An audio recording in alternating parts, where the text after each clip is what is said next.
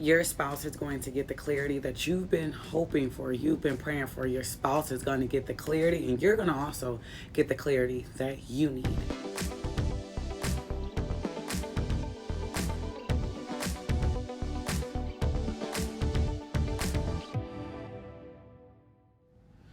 Welcome back to Prophetic Diary. My name is Tiny. If you're not already a faithful subscriber of this channel, click on the subscribe button. You don't want to miss out. Everything is down in the description box. If you go to keywinnassist.com, that's where you can find our services. We meet every single Sunday in the PD Society Circle, so join us there. That's where the revelations go off. That's where the breakthroughs truly are. That's where those spirits, those burdens, those things that have been holding you back for years, holding your family back for years, fall off of you.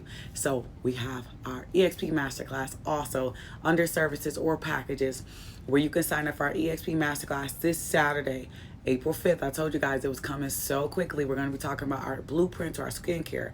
You need a skincare regimen. You need to understand how you can look 10 years younger. You need to get what works for your skin type. So sign up for that.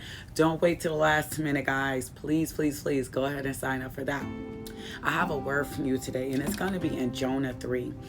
And if you know anything about Jonah, a lot of people like to talk about Jonah being disobedient and kind of running away from God after he calls them to Nineveh.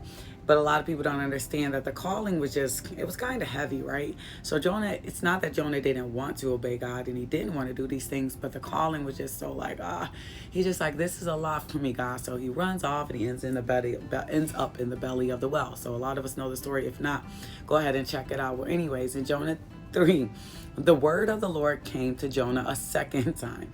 Go to the city of Nineveh and proclaim to it the message I give you.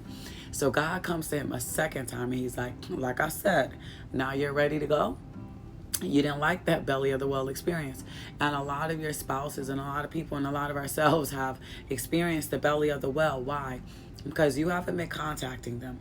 You haven't been chasing them. You're allowing God to work your love life the way that they want. You're allowing God to choose your mate. You're just like whatever. And they didn't expect your reaction to be so detached, right? Emotionally. They didn't expect for you, or they don't, even if you guys are dating, they just don't expect for you to be like, hey, whatever way the wind blows. We kind of talked about this in our Coffee and Revelations today. It's just like when I was a child, I thought like a child, but we're putting away childish things here at Prophetic Diary, and it's just like, whatever. And that's where you're at. So your spouse is like, wait, what is going on? I'm used to this girl, I'm used to this guy reacting this way. So they thought that they had your reaction all figured out. Oh, were they so wrong about you? So Jonah finds himself in a pit, in a sticky situation. In Jonah 3, Jonah's just like, whatever, I'm going to go and I'm going to do what you tell me to do. So he goes to the kings and his nobles. And Jonah said to them, do not let people or animals, herds or flock taste anything, but let people and animals be covered with sackcloth. And Jonah basically told them, you guys need to go on a fast because God is going to destroy you. Verse 10, when God saw that they did and what they did and how they turned from their evil ways, he relented and did not bring on them the destruction he had threatened. Follow me. That's Jonah 3. Jonah heard the call from the Lord, a heavy calling. He went, he told the people, fast or you will be destroyed. They fasted. God did not destroy them. But in Jonah 4, it says, but Jonah seemed very like this was wrong. And he became angry and he prayed to God. Isn't this what I said, Lord, when I left, that, you would save them? How dare you save them? And in verse 10, God responded to him and said, you have been concerned about this plant, though you did not tend to it or make it grow. It sprang up overnight and died overnight. And should I not have concern for this great city? God is basically saying, and you can read the rest in your own time, Jonah 3 and 4.